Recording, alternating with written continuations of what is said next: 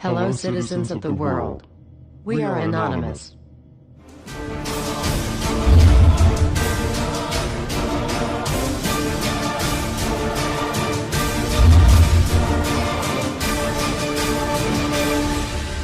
Guess what, world? We are back. Everywhere you look, corruption. We continue to fight pointless wars over lies, and we are killing innocents and letting our children die in wars just to ensure the Federal Reserve can continue their petrodollar scandal. We are sitting idly by while these crooks continue to loan fake money out to us at interest, stealing our homes, and enslaving our children. Let me make this extremely clear to all of you listening. Many corporations, especially the Federal Reserve, used the government to steal $17 trillion from your children. Your children did not have that money. They are now debt slaves. These people have stolen money from your children that are not even born yet, and sold their freedoms. They have enslaved you and many around the world. Wake up, world. And they did all of this by counterfeiting money and loaning it out at an interest. They have stolen hundreds of trillions from people around the world. Have you heard about Microsoft's Xbox manufacturers in China? They had to install suicide nets outside their buildings to ensure their employees don't jump out of the window to commit suicide.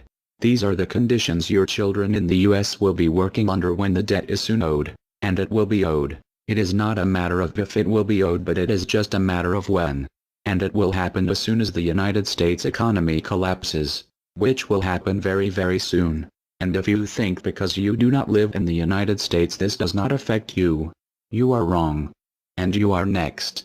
The only way we can stop this is if we all unite together and fight it.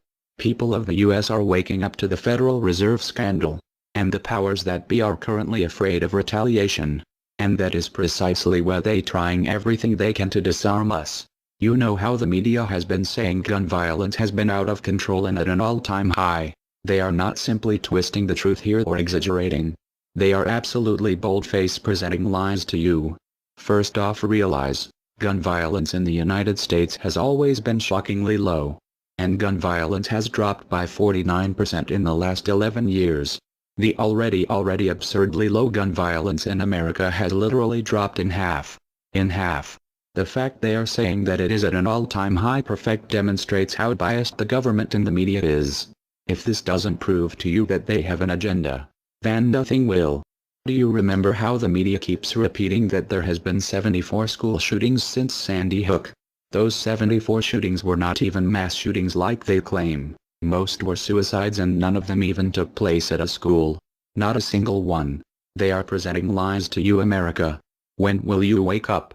At some point you have to ask yourself, why would the government fake 74 mass school shootings involving children? If they get our guns, we will lose the fight against them.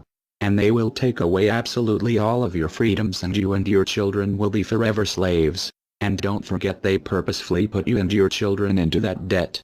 And because the Federal Reserve is present in all countries, the other countries of the world are next soon after.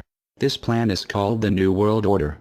It is the same New World Order the Vice President of the United States called for on national TV a month ago.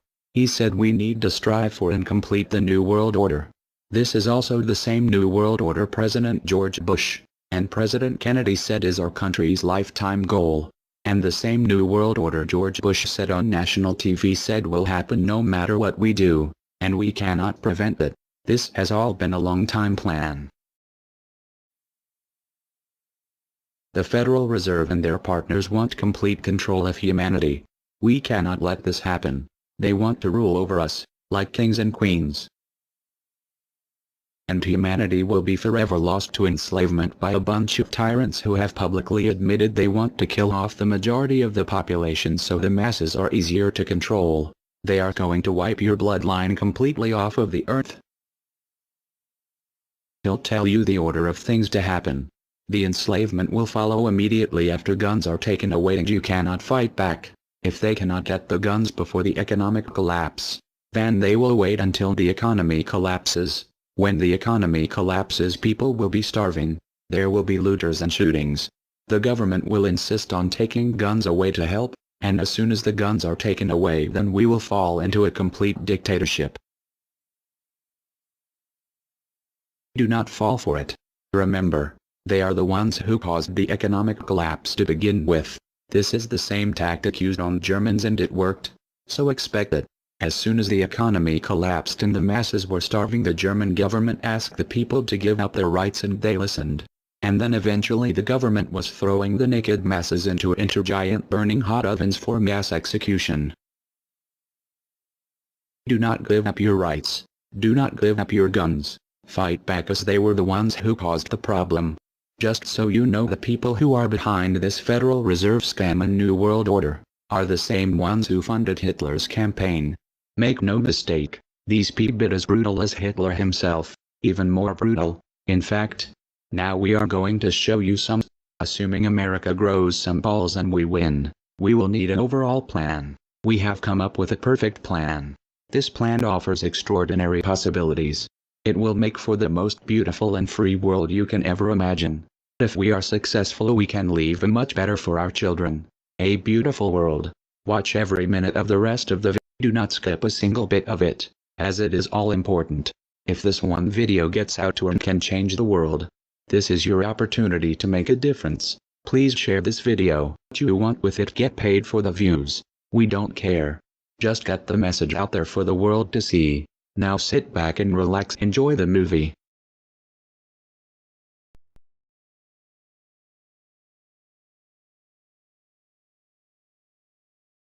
To you? Makes perfect sense. Okay. Anybody else want to throw anything out at us?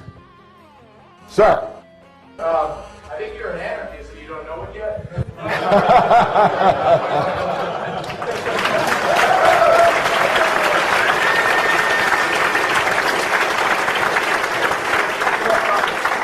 Do you hear me denying anything?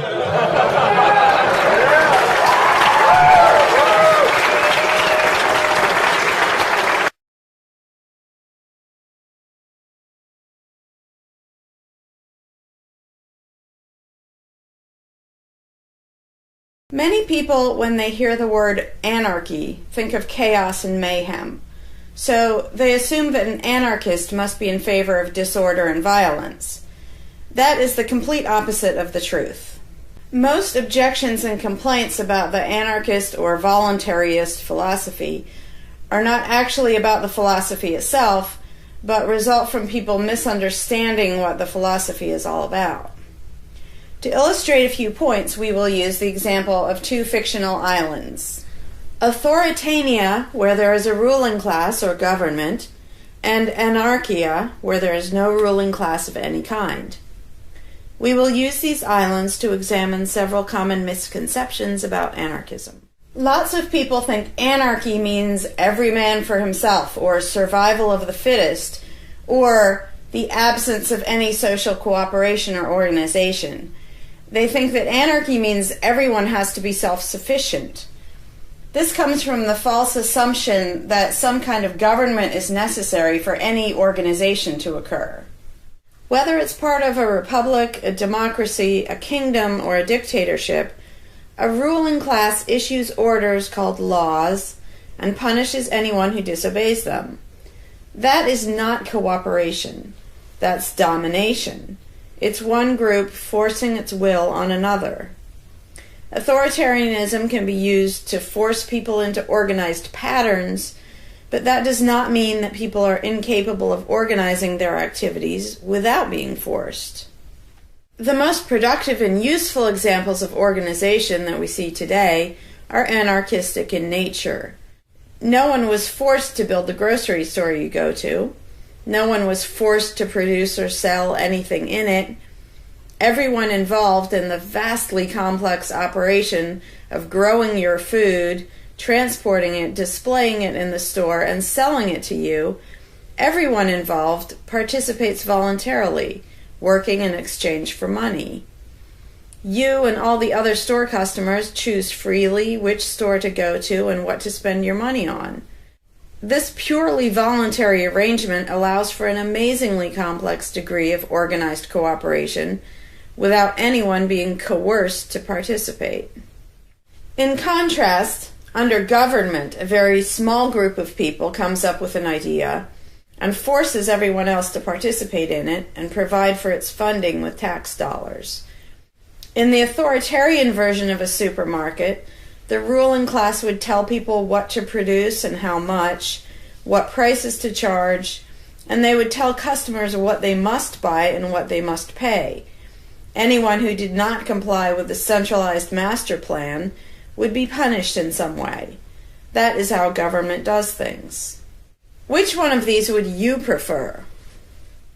Another common but incorrect assumption is that if there were no ruling class or no government, people would have no way of defending themselves against common criminals or foreign invaders. Again, this is simply not true. The government version of protection is inherently hypocritical. Governments will use their hired law enforcers to find and lock up some of the private thugs and thieves and prevent them from preying on people. But every ruling class gets the money for its operations by way of taxation, demanding money from its subjects and punishing those who don't pay up. Oddly, every ruling class insists that it needs to be able to forcibly control and extort money from people in this way in order to protect them from private criminals who might try to forcibly control and extort them. In contrast, if there is no government, people do not lose their inherent right to defend themselves from violence or to defend what they have from those who would take it. Every person has this right, and they also have the right to organize and cooperate with each other to exercise that right. Organizing for mutual defense does not require any government-granted laws or authority. No one wants to be attacked or defrauded, and everyone wants to feel safe. Whether each person takes this on himself or herself individually, or whether they hire and organize others to do it on their behalf, it can be done on a voluntary basis. Those who insist that government is necessary often claim that if there wasn't a government, then smaller private gangs would spring up to enslave and rob people. Organized crime gangs exist along with government, and most people do not understand the dynamics between them and how government enriches and empowers organized crime while appearing to fight it.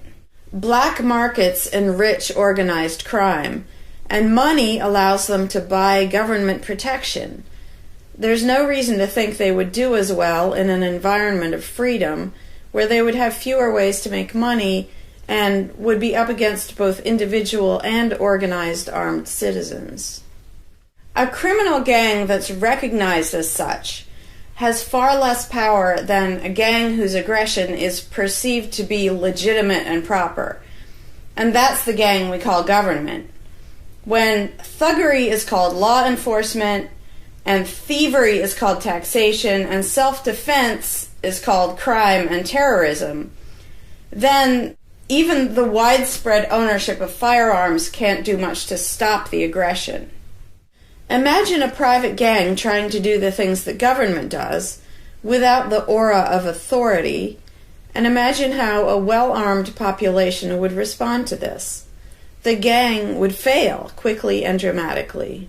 Another concern that people have when they first consider the idea of a stateless society is that some people are truly malicious, destructive, and sociopathic. The concern is that these people would be free to do anything they wanted and no one would stop them. But this concern is again based on a basic misunderstanding of human nature. Wherever we have a government ruling class, we still have freelance thieves and thugs who are not deterred by the laws of the politicians. In some instances, they're stopped by force by the police, or they decide not to commit a crime for fear of what the police might do to them. What makes this deterrence work is not the legislation or the official badges, but the simple threat of harm to the sociopath. It really makes no difference whether the threat comes from the police, or another citizen, or even another criminal. A sociopath doesn't care about laws or social rules. He cares about avoiding pain and hardship for himself. This is still true when a government ruling class is not involved at all. If the intended target of a would-be carjacker pulls out a gun, it doesn't make any difference to the carjacker whether that person has a badge or whether there's a law against taking people's cars. Discouraging nasty people from hurting others does not require special authority, only the ability to use defensive force. Ironically, though people hope that government will protect them, having a government, a gang which is believed to have the right to tax and control people, just creates one gang so big and powerful that normal people can't resist it. In short, to create a huge gang and then give it societal permission to control and extort people with the hope that this gang will prevent theft and thuggery is simply a self-contradictory idea, but that's what government always is. Some people might assume that if people organize for mutual protection and defense, then that's what government is. But there's an essential difference. People coming together to do something that everyone has the right to do, such as defend yourself, doesn't require any special authority. It's not government unless one group of people claims the right to do things which others do not have the right to do, such as taxing and controlling innocent people. Organized defense can be very effective without supposing the special right to rule over others. In other words, without being government. In contrast, governments rob the people they rule of far more wealth than private crooks could ever manage, making the idea of a protector government ridiculous.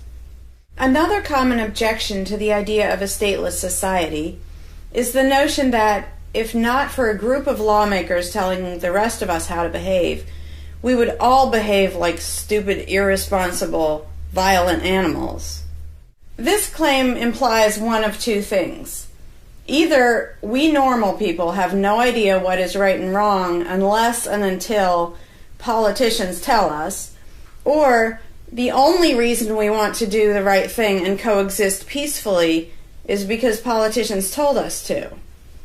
A quick examination of your own motivations will show you that neither of those things is actually true. It's particularly odd to make this argument in a society where politicians are voted into power. If the people themselves have no moral code and no conscience, and are just stupid, violent animals, why does almost everyone want government to keep the peace and protect the innocent?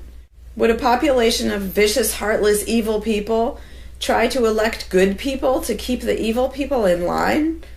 Obviously not.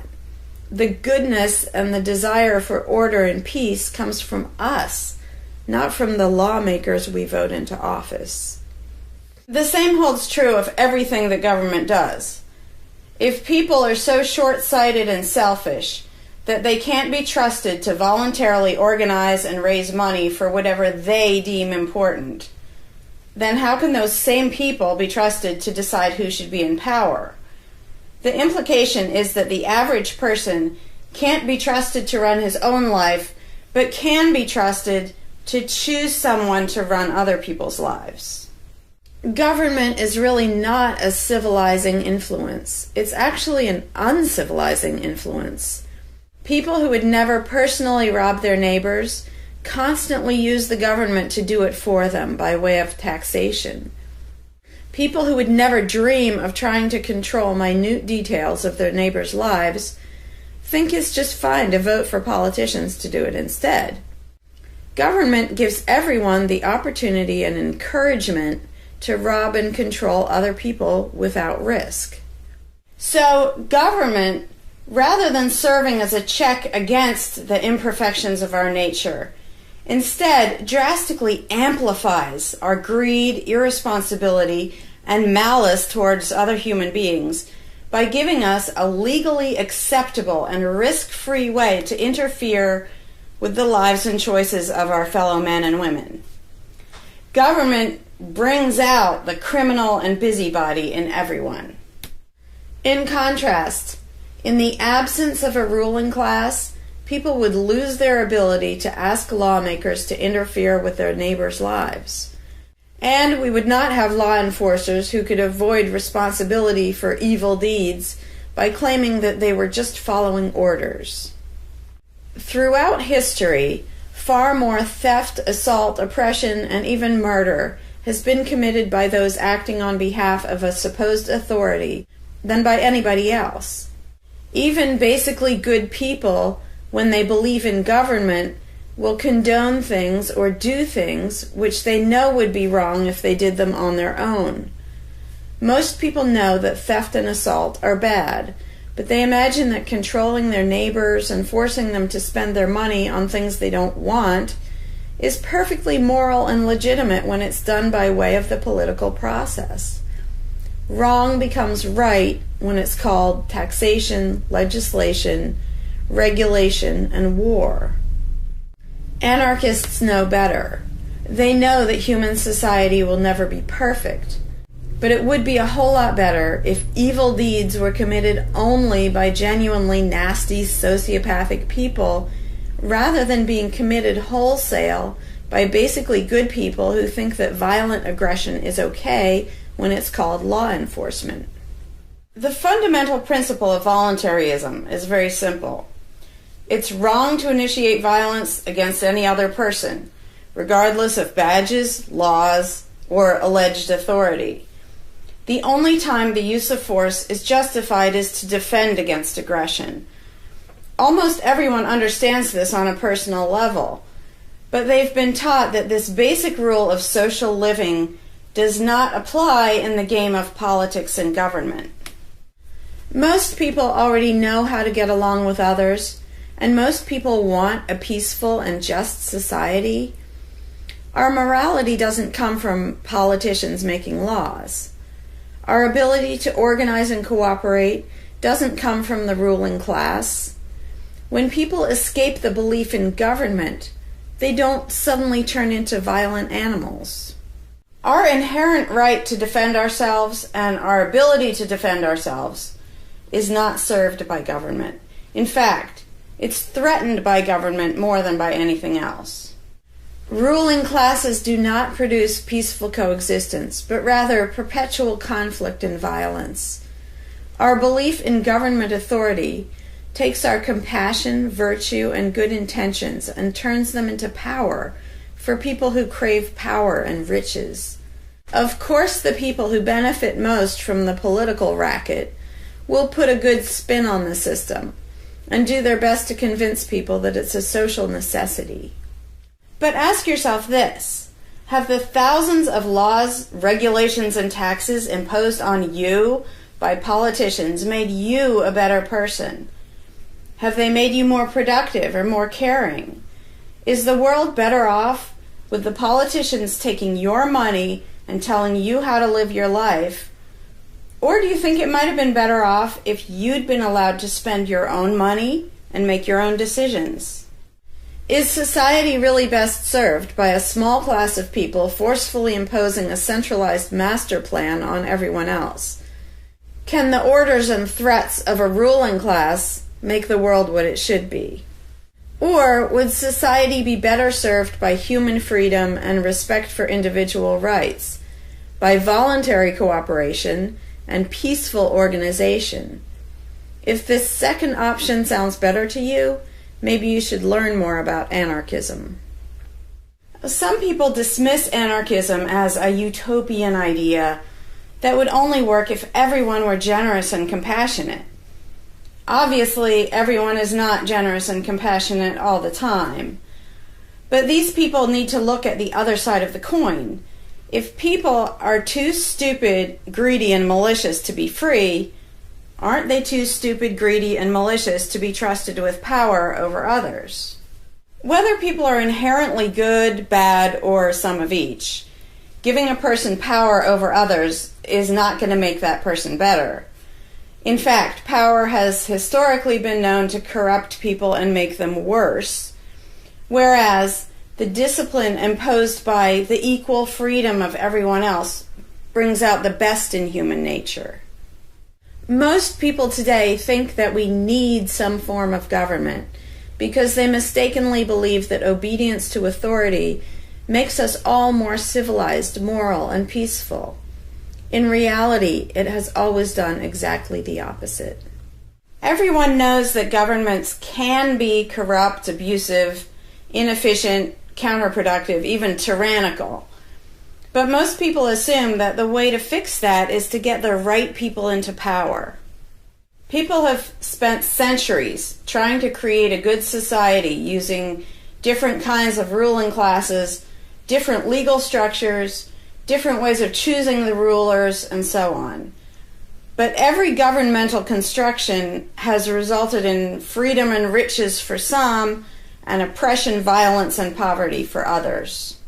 What if, instead of deciding what the throne should look like and who should sit on it, all people of goodwill embraced the non-aggression principle? What if, instead of looking to a ruling class to impose our values on society, we embraced the concept of self-ownership? These principles are simple and easy, to the point of being self-evident, but they're diametrically opposed to the authoritarian principles that most of us have been indoctrinated with. Anarchism does not mean chaos and violence, or every man for himself. Having no government does not mean having no morality, no organization, and no cooperation. Simply put, anarchism does mean that no one is your master and no one is your slave. And that's all it means. Howdy, Larkin Rose here. I'm feeling slightly less than entirely patient and polite today, so if this video gets slightly caustic, too bad. This video is for all the people who are constantly saying, well, if not for government, we couldn't have roads, or we couldn't have police, or nobody would care for the poor, or we wouldn't be protected, whether it's from local thugs or from foreign invaders. We wouldn't have this, we wouldn't have that. So thank goodness we have government and taxes, because we wouldn't have any of those things. And the first way I'd respond to that is by pointing out the assumptions that underlie that complaint, that argument. Basically what people are saying, because let's be clear about what the terms mean, government is the people who boss everybody else around. And taxes are those people demanding money from us. So they basically tell us, hand over a whole bunch of money and we'll decide how to take care of you. We'll decide how to spend your money. If we don't like it, too bad, we don't really have a choice. Like, well, you can vote in a few years and maybe something will change, even though it totally won't. So that's what people are saying. Basically, if we didn't have a ruling class stealing our money and then supposedly spending it to protect us, how could we possibly have roads or anybody to protect us? The implication is that in this country, for example, 300 million people would just sit around thinking, oh, we can't do it. Without politicians and tax collectors, we can't have a road, we can't protect each other, and we can't... And it rests on this bizarre assumption that things that almost everybody wants, they wouldn't do anything to make happen unless there were politicians forcing us to give them money so they can make it happen. And so an example I like to use is, let's apply the same argument to food, because food is pretty darn important. I think everybody can agree. Let's apply the same argument that statists use about the roads or caring for the poor or protection or anything like that. The argument would go like this. Now, in the context of food, listen how idiotic this is. If we don't have government demanding money from all of us under the threat of caging us, and that's what taxation is, here's the money you have to give us, here's the nasty things we do to you if you don't. If that didn't happen so that they could build a big food production and distribution system and feed us, well, we'd all starve. We'd all just sit around saying, gosh, I wish we had food, but no politicians and tax collectors. We're just going to sit around and starve to death. Now, in this country, nobody would believe something that stupid, because all you have to do is go to a supermarket and see a perfect example of really efficient, organized cooperation that nobody is forced to do. There is no, if you're going to make the argument that people make about roads and protection and all that, you'd say, well, nobody is forced to make any food for anybody in this country. How do you know everyone's just going to say, well, it's not my job, and we'll all starve to death? There's no guarantee. There's no master plan guaranteeing that we'll all have food. So obviously we're all going to starve if we don't have an authoritarian government stealing our money and then making food and giving it to us. Because golly gee, we couldn't possibly do it voluntarily ourselves. Again, in this country, nobody makes that argument because they see it happening voluntarily. Nobody involved is forced to do that. Nobody is forced to make you a single bite of food. There is no guarantee at all from anybody. And yet, Americans are, by and large, hugely overweight. Obviously, we don't have a lack of food. We might have a lack of healthy food. But obviously, we see that example, oh, we can handle that. You know, voluntarily, mutual cooperation, that's fine for food, but for some reason, it's not okay, and we can't even fathom the idea of the exact same thing handling roads, or handling protecting us, or other things that almost everybody wants.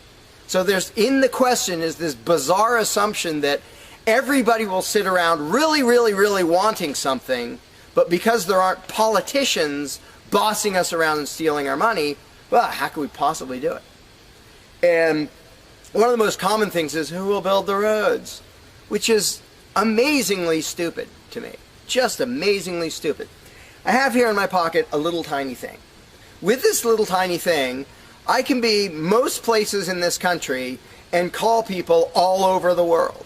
And I own it myself. I'm not anywhere near rich these days, but I own one. Almost everybody I know has one of these. A little thing that can fit in your pocket, and just on a whim, you can open it and talk to somebody who's on the other side of the planet. And there was no coercion. Nobody forced anybody to make one of these. This is the result of voluntary cooperation. And that's it. Free trade. Organization, yeah, good. Cooperation, yeah, good. Coercion, which is what government is, and taxation, which is theft, didn't need that to do this.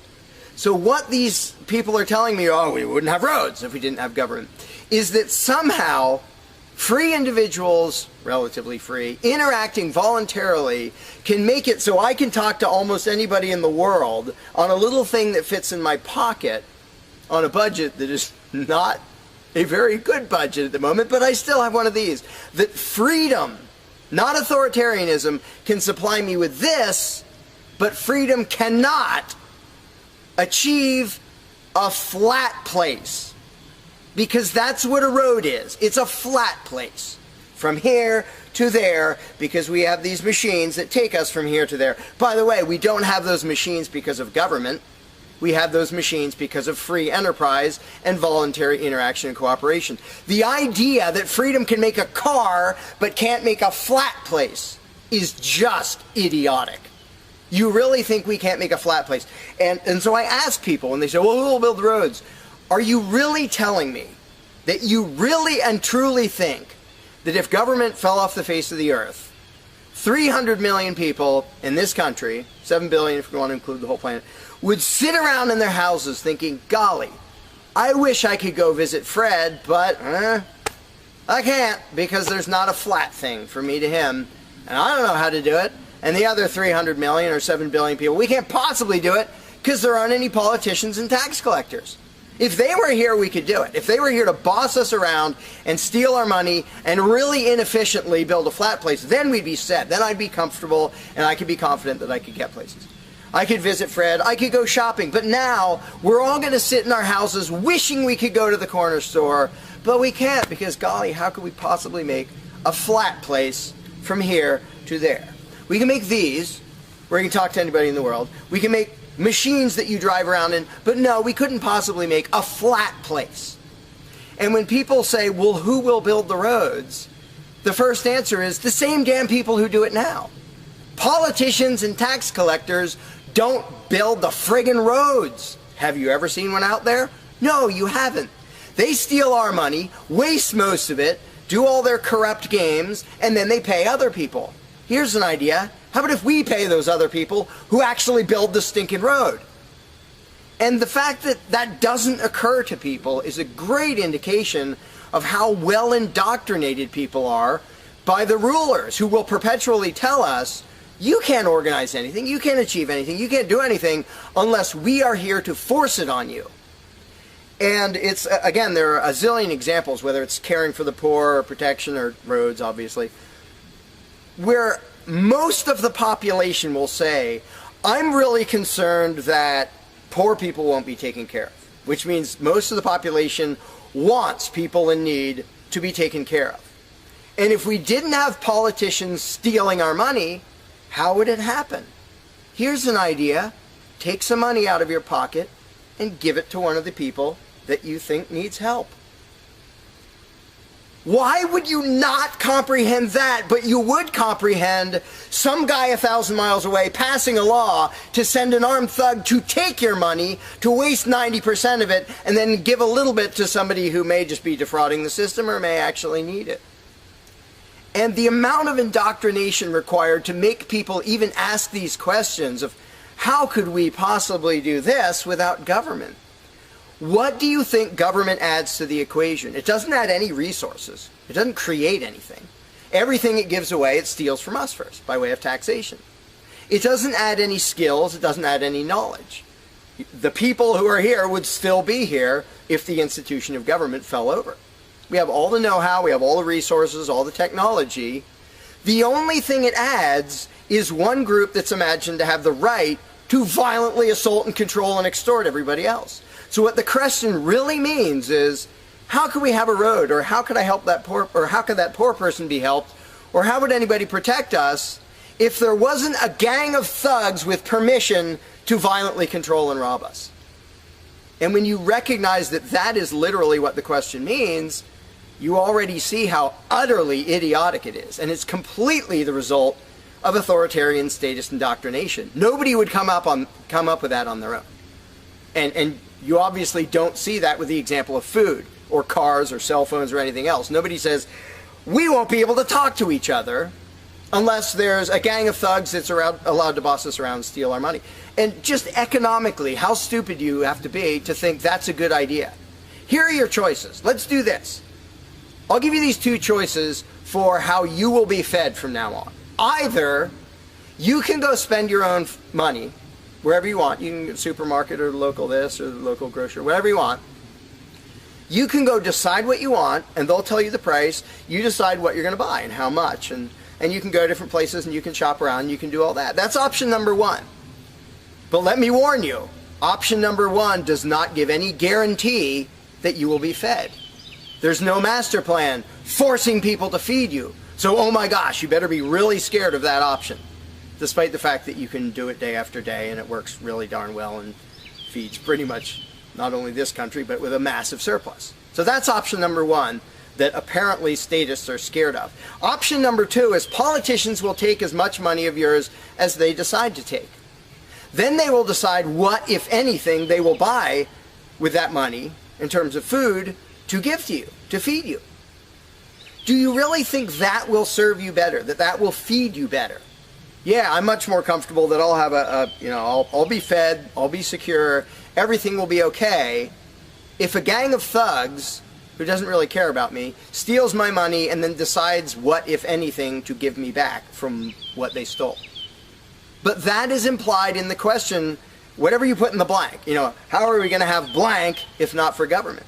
What you're saying is, how can we, the people who really want roads and food and cell phones and protection and all the things that almost everybody wants, how can we possibly have that unless we give someone permission to steal our money and boss us around and then decide what they're going to give us? And the same thing applies no matter what you put in the blank. How will we possibly do blank without government? One of the silly ones is caring for the poor. How will we care for the poor? Think of what that means. Like when more than half the country votes for a party to take care of the poor, it's more than half of the country saying, we're really concerned and we want to make sure that the less fortunate are taken care of, but we don't believe that normal people acting in freedom will take care of them. Well, if the people didn't care about the poor, they wouldn't win the election. By definition, if you vote for a welfare state, you're an idiot.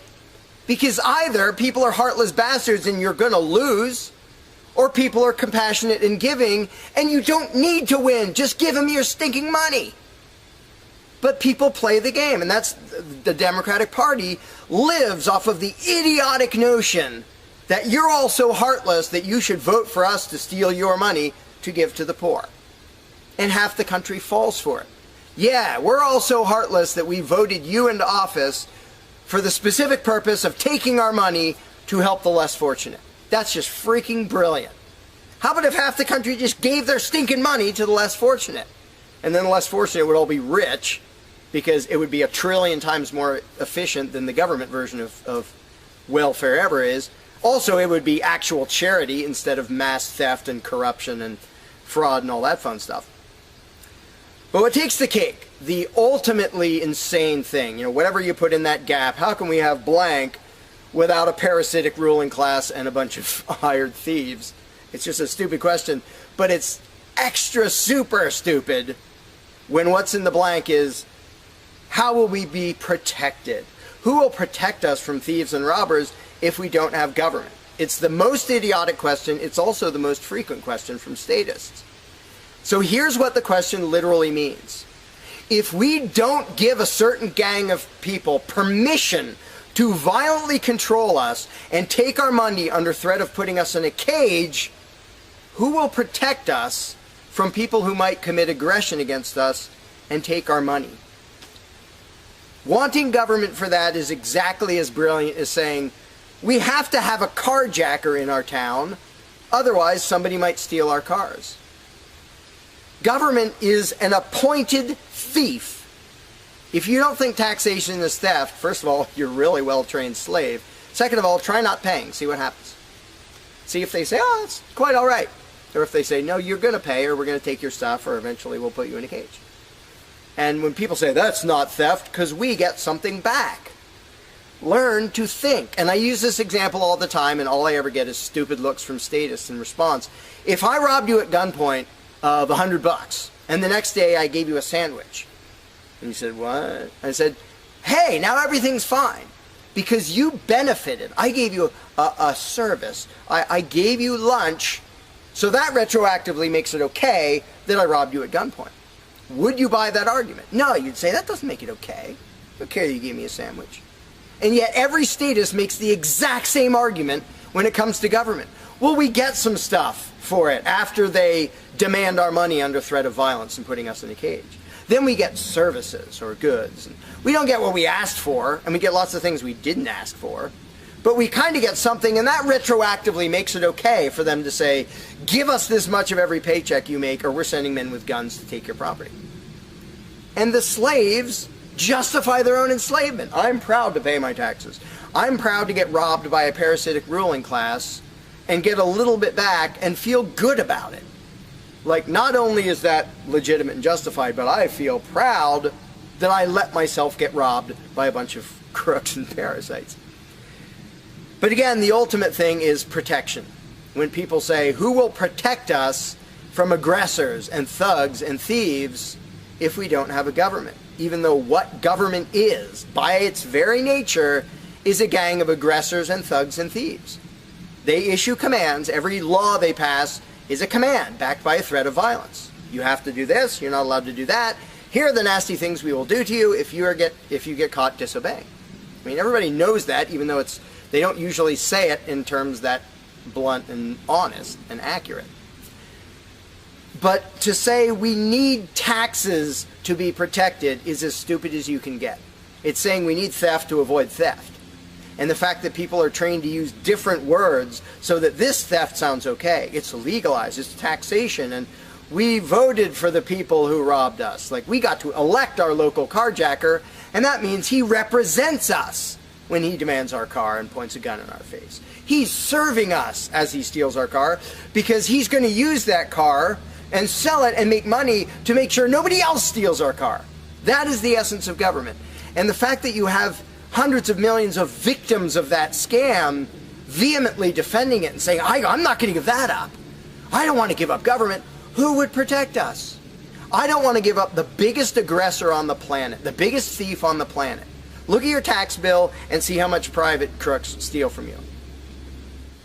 So before you ask that question, before you ask, how could we possibly have roads or protection or water or air or Christmas or Santa Claus or any of the zillion things that statists imagine we can't possibly have without a ruling class, think about what the question actually means. Because when you get to the point where you understand the implications of your own question, asking, how can we possibly have this without a parasitic gang of thugs robbing us? When you actually understand what you're really asking, you won't ask the question because you will realize it's completely freaking idiotic.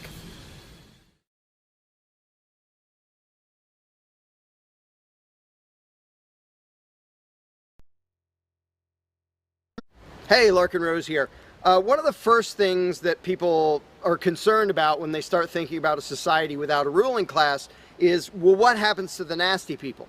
Whether you're talking about people who are just kind of negligent or inconsiderate, play their music too loud at night or leave their trash lying around the woods or whatever it is, all the way up to people who run around attacking and murdering people. So people say, well, what would happen to them? What would we do about that? Some people even go so far as to say, if not for government, there would be nothing to stop people from committing murder and doing whatever other nasty stuff. And it's funny because when somebody says that, there would be no consequences, they could do whatever they wanted and nobody would stop them, the person saying that is implying that he isn't going to do anything. If there's someone running around attacking and murdering innocent people, the guy who said nothing will happen to them, obviously he's not going to do anything or something would happen to them. But not only is he demonstrating his own cowardice when he said there would be nothing to stop murderers, he's also projecting his own immaturity and irresponsibility onto the rest of the world, because he's also saying the other 7 billion people wouldn't do anything about it, which obviously isn't true. I would, wouldn't you? If somebody was running around murdering your neighbors, would you just go, well, there aren't politicians and there's nobody with a badge and we don't have tax collectors and bureaucrats, so oh well, I guess they're just out of luck, they're going to get murdered. And would you not even protect yourself if there wasn't government?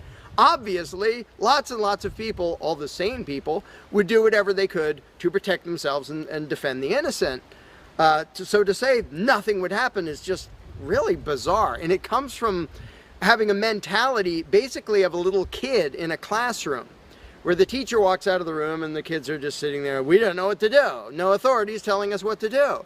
And Johnny's throwing things at me. And there's no teacher to stop him. Ah! Because most people, having been trained into authoritarian mentality, it never occurs to them that they are the ones who should fix anything, who should stop anything. And so when people say, well, what would be done about this and that and the other thing, nasty people doing nasty things, the first thing I ask is, well, what would you do about it? Because people are so into the mentality that there has to be some master plan and some authority who writes down the law of here is what will be done with those people, that people don't think in terms of, well, what would I do about it? Which is why I always ask people, well, what would you do about it? You're a person just as much as me and just as much as the other 7 billion. What would you feel justified in doing if somebody was polluting or playing their music too loud at night or running around murdering people or whatever in between you can think of?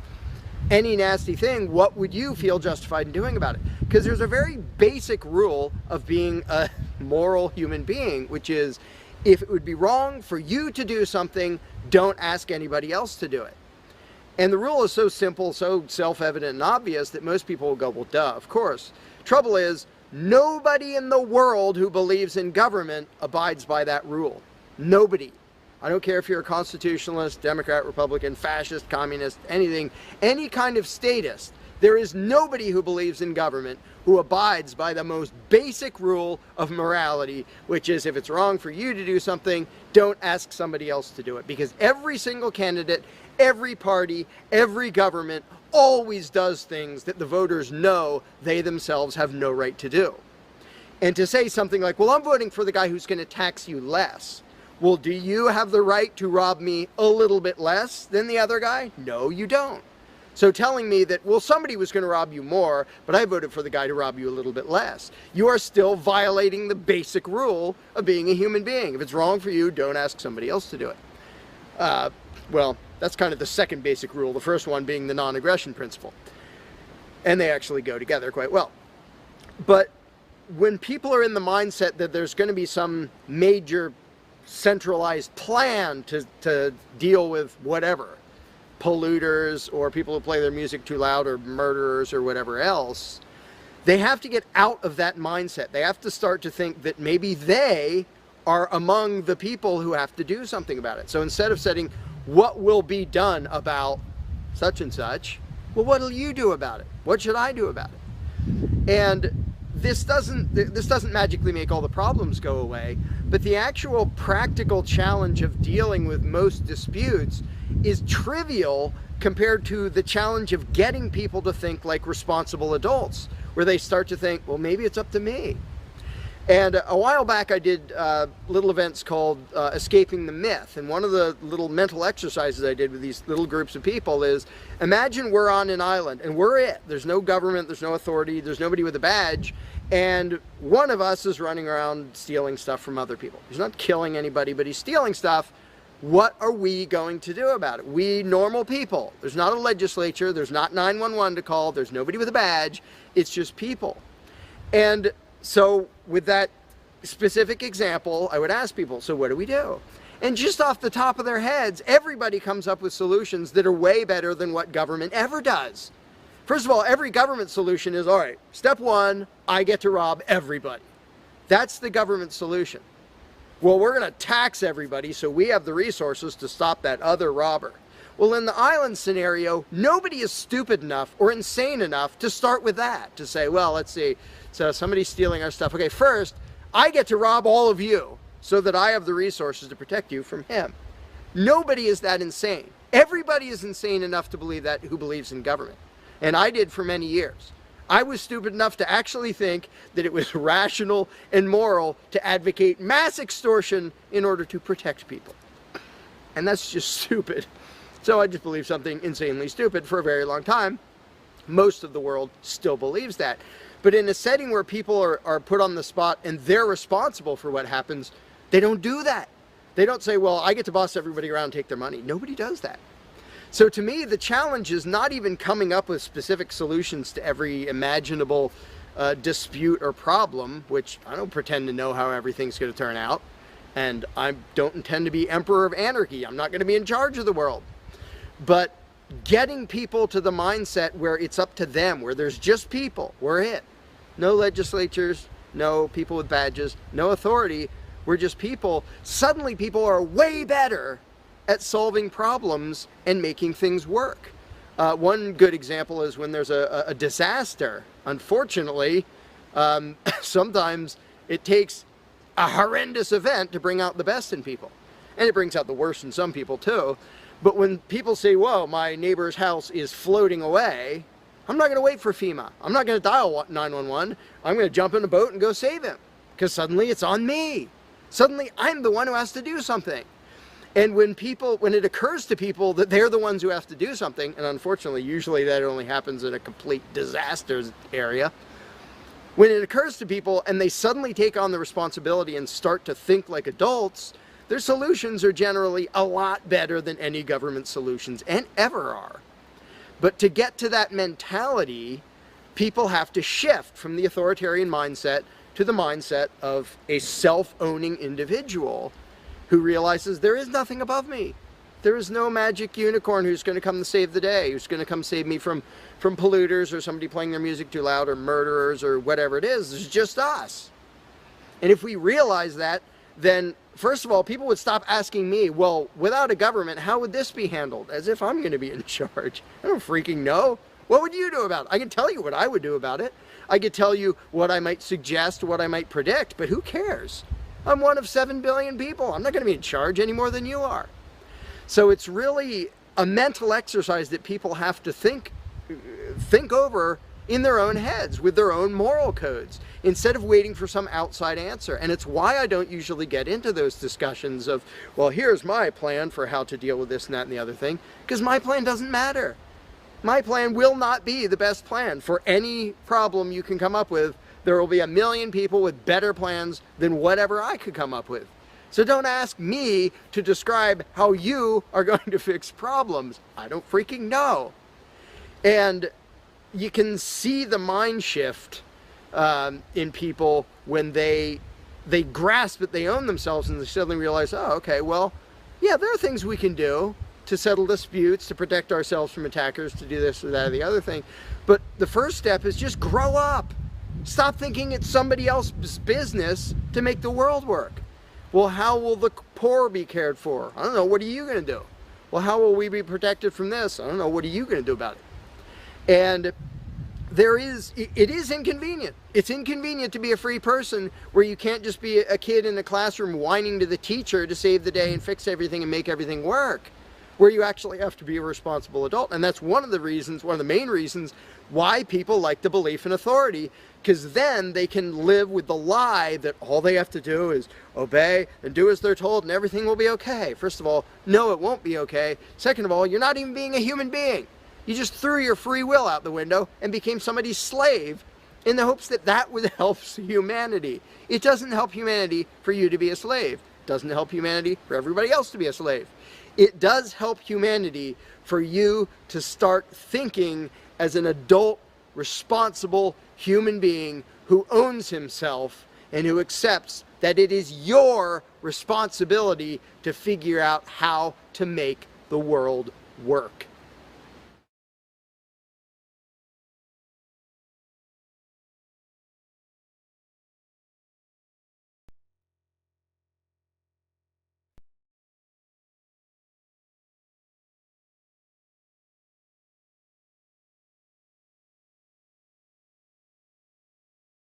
You cannot begin to imagine in how many ways the world is the opposite of what you have been taught to believe.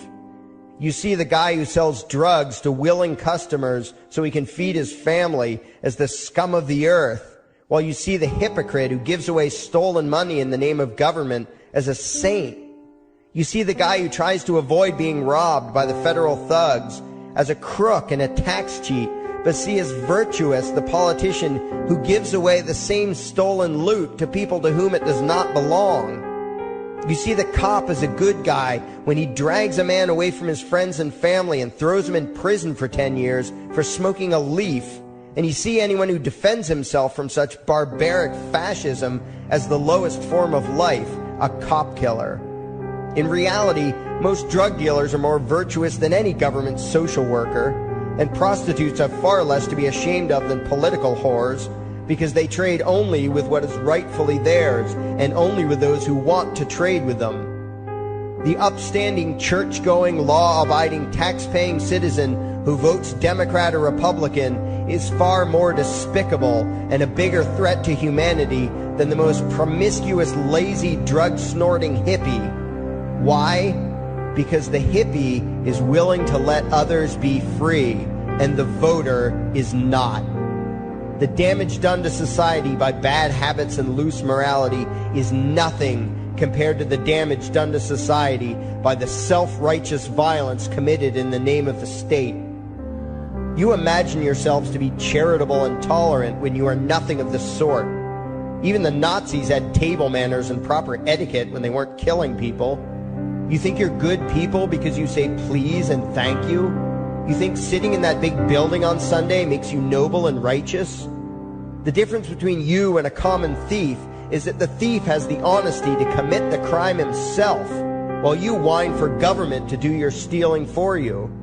The difference between you and the street thug is that the thug is open about the violence he commits, while you let others forcibly control your neighbors on your behalf. You advocate theft, harassment, assault, and even murder, but accept no responsibility for doing so. You old folks want the government to steal from your kids so you can get your monthly check. You parents want all your neighbors to be robbed to pay for your kids' schooling. You all vote for whichever crook promises to steal money from other people to pay for what you want. You demand that those people who engage in behaviors you don't approve of be dragged off and locked up, but feel no guilt for the countless lives your whims have destroyed. You even call the government thugs your representatives, and yet you never take responsibility for the evil they commit. You proudly support the troops as they kill whomever the liars in D.C. tell them to kill, and you feel good about it. You call yourselves Christians or Jews or claim to follow some other religion, but the truth is what you call your religion is empty window dressing. What you truly worship, the God you really bow to, what you really believe in is the state. Thou shalt not steal, thou shalt not murder, unless you can do it by way of government. Then it's just fine, isn't it? If you call it taxation and war, it stops being a sin, right? After all, it was only your God that said you shouldn't steal and murder, but the state said it was okay. It's pretty obvious which one outranks the other in your minds. Despite all the churches, synagogues, and mosques we see around us, this nation has one God and only one God, and that God is called government. Jesus taught nonviolence and told you to love your neighbor, but the state encourages you to vote for people who will use the violence of government to butt into every aspect of everyone else's life. Which do you believe? To those about to stone a woman who had committed adultery, Jesus said, "Let him who is without sin cast the first stone." But the state says it's perfectly fine to lock someone up if they do something you find distasteful, such as prostitution. Which do you believe? The Christian God says, "Thou shalt not covet," but coveting is the lifeblood of the beast that is the state. You are taught to resent, despise, and hate anyone who has anything you don't have. You clamor for the state to tear other people down, steal their property, and give it to you. And you call that fairness. The Bible calls it coveting and stealing. You are not Christians. You are not Jews. You are not Muslims. And you certainly aren't atheists. You all have the same God, and its name is government. You're all members of the most evil, insane, destructive cult in history. If there ever was a devil, the state is it, and you worship it with all your heart and soul. You pray to it to solve every problem, to satisfy all your needs, to smite your enemies, and to shower its blessings upon you. You worship what Nietzsche called the coldest of all cold monsters, and you hate those of us who don't. To you, the greatest sin is disobeying your God, breaking the law, you call it, as if anyone could possibly have any moral obligation to obey the arbitrary commands and demands of the corrupt, lying, delusional megalomaniacs who infest this despicable town. Even your ministers, priests, and rabbis, more often than not, are traitors to their own religions, teaching that the commands of human authority should supersede adherence to the laws of the gods they say they believe in. Several years ago, I heard one pompous evangelical jackass in particular pontificating on the radio that anyone who disobeys the civil authority, be it a king or any other government, is engaging in rebellion against God. Those were the exact words he used. What if the government is doing something wrong? Well, this salesman for Satan opined, that is the business of those in government, and you are still obligated to obey. Everywhere you turn, be it the state or the church, the media or the schools, you are taught one thing above all else, the virtue of subjugating yourselves to mortals who claim to have the right to rule you. It is sickening the reverence with which you speak of the liars and thieves whose feet are so firmly planted on your necks. You call the congressmen and the judges honorable, and you swoon at the magnificence of the grandiose halls they inhabit, the temples they built to celebrate the domination of mankind. You feel pride at being able to say you once shook a senator's hand or saw the president in person. Ah, yes, the grand deity himself, His Royal Highness, the President of the United States of America. You speak the title as if you're referring to God Almighty. The vocabulary has changed a bit, but your mindset is no different from that of the groveling peasants of old who bowed low, faces in the dirt, with a feeling of unworthiness and humility when in the presence of whatever narcissist had declared himself to be their rightful lord and master. The truth of the matter, back then and today, is that these parasites who call themselves leaders are not superior beings. They are not great men and women. They are not honorable. They're not even average. The people who earn an honest living, from sophisticated millionaire entrepreneurs to illiterate day laborers doing the most menial tasks you can imagine, Those people deserve your respect. Those people you should treat with courtesy and civility. But the frauds who claim the right to rule you and demand your subservience and obedience, they deserve only your scorn and contempt. Those who seek so-called high office are the lowest of the low. They may dress better, have larger vocabularies, and do a better job of planning out and executing their schemes, but they are no better than pickpockets, muggers, and carjackers. In fact, they are worse, because they don't want to rob you of just your possessions. They want to rob you of your very humanity, deprive you of your free will, by slowly leeching away your ability to think, to judge, to act, reducing you to slaves in both body and mind. And still you persist in calling them leaders. Leaders? Where is it that you think you're going exactly that would require you to have a leader? If you just live your own life and mind your own damn business, exercising your own talents, pursuing your own dreams, striving to be what you believe you should be, what possible use would you have for a leader? Do you ever actually think about the words that you hear, the words that you repeat? You parrot oxymoronic terms such as the leader of the free world, even pretending for a moment that there is some huge journey or some giant battle that everyone in the entire nation is undertaking together that would require a leader. Why would you ever think, even for a moment, that the crooks that infest this town are the sort of people you should listen to or emulate or follow anywhere? Somewhere inside your mostly dormant brains, you know full well that politicians are all corrupt liars and thieves, opportunistic con men, exploiters, and fearmongers. You know all this, and yet you still speak as if you are the ones who are the stupid, vicious animals, while the politicians are the great, wise role models, teachers, and leaders without whom civilization could not exist. You think these crooks are the ones who make civilization possible? What belief could be more absurd? Yet when they do their pseudo-religious rituals, deciding how to control you this week, you still call it law, and continue to treat their arbitrary demands as if they were moral decrees from the gods that no decent person would ever consider disobeying. You have become so thoroughly indoctrinated into the cult of state worship that you are truly shocked when the occasional sane person states the bleeding obvious. The mere fact that the political crooks wrote something down and declared their threats to be law does not mean that any human being anywhere has the slightest moral obligation to obey.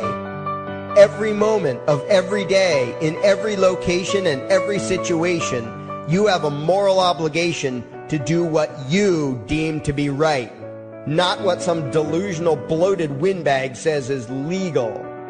And that requires you to first determine right and wrong for yourself, a responsibility you spend much time and effort trying to dodge. You proclaim how proud you are to be law-abiding citizens and express your utter contempt for anyone who considers himself above your so-called laws, laws that are nothing more than the selfish whims of tyrants and thieves. The word crime once meant an act harmful to another person. Now it means disobedience to any one of the myriad of arbitrary commands coming from a parasitical criminal class. To you, the term crime is nearly synonymous with the word sin, implying that the ones whose commands are being disobeyed must be something akin to gods, when in truth they are more akin to leeches. The very phrase, taking the law into your own hands, perfectly expresses what a sacrilege it is in your eyes for a mere human being to take upon himself the responsibility to judge right from wrong and to act accordingly, instead of doing what you do, unthinkingly obeying whatever capricious commands this cesspool of maggots spews forth. You glorify this criminal class as lawmakers and believe that no one is lower than a lawbreaker, someone who would dare disobey the politicians. Likewise, you speak with pious reverence of law enforcers, those who forcibly impose the politicians' every whim upon the rest of us. When the state uses violence, you imagine it to be inherently righteous and just, and if anyone resists, they are, in your eyes, contemptible lowlifes, lawless terrorist criminals. Like the lawless terrorist criminals who helped slaves escape the plantations.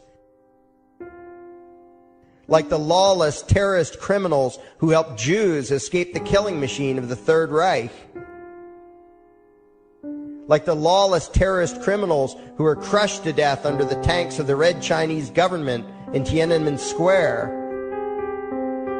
Like all the lawless terrorist criminals in history who had the courage to disobey the never-ending stream of tyrants and oppressors who have called their violence authority and law. And that includes the lawless terrorist criminals who founded this country. Everything you think you know is upside down, backwards, and inside out. But what has to take the cake, the height of your insanity, is the fact that you view as violent terrorists the only people on the planet who oppose the initiation of violence against their fellow men. Anarchists, voluntarists, and libertarians. We use violence only to defend ourselves against someone who initiates violence against us. We use it for nothing else. Meanwhile, your belief system is completely schizophrenic and self-contradictory. On the one hand, you teach the young slaves that violence is never the answer.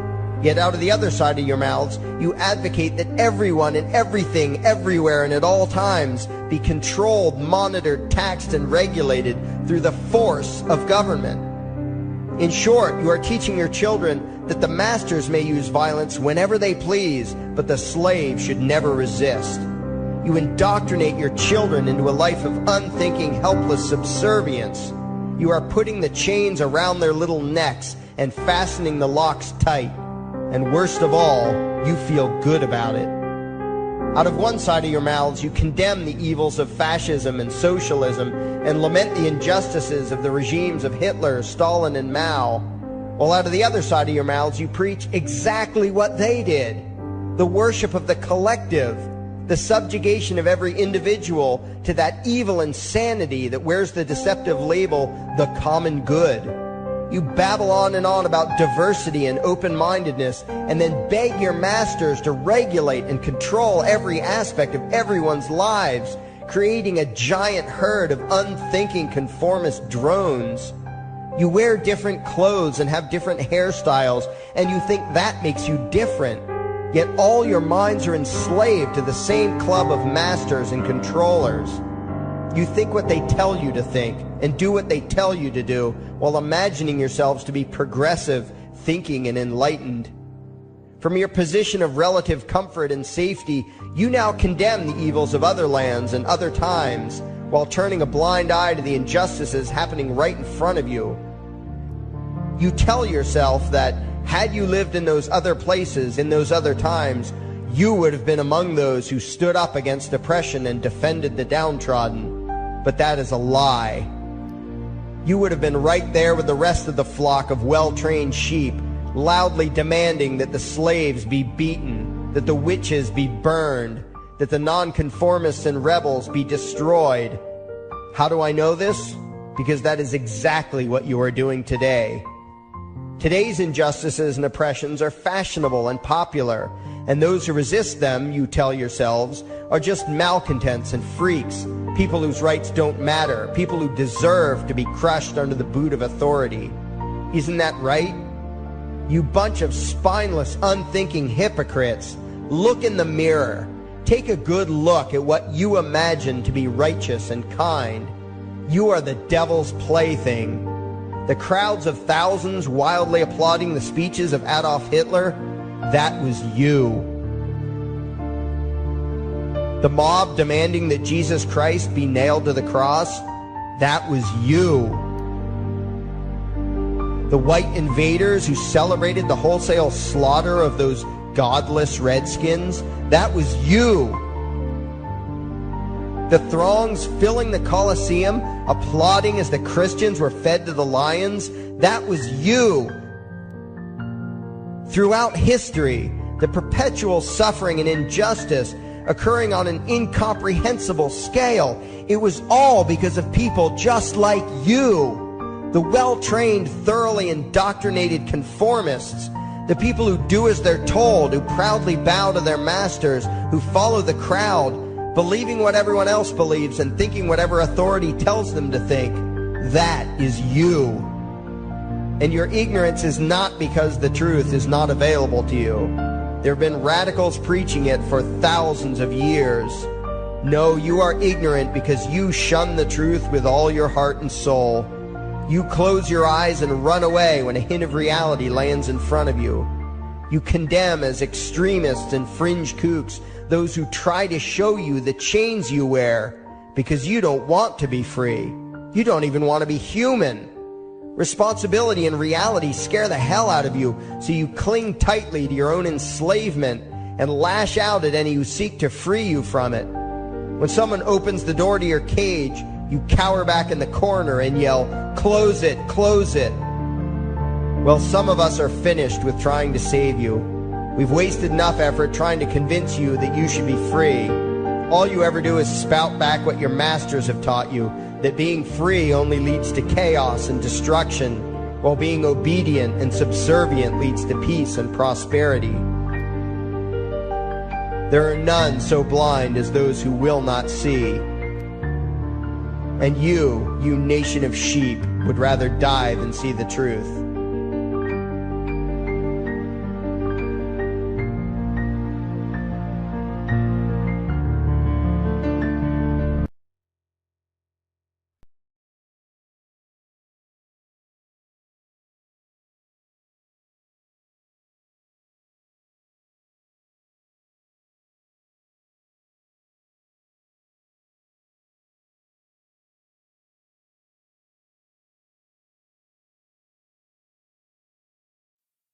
There is something I need you to do. Favorite, like and share this video.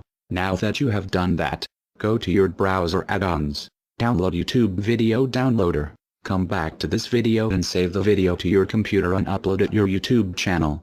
Use a different title than the one used for this video. We now have a new YouTube channel. It is called Anarchy World. It's all one word. Subscribe to us. And the videos used in this video were by Larkin Rose, also one word. Look for his channel and subscribe to him as well. Thank you. And by the way, these are the people responsible.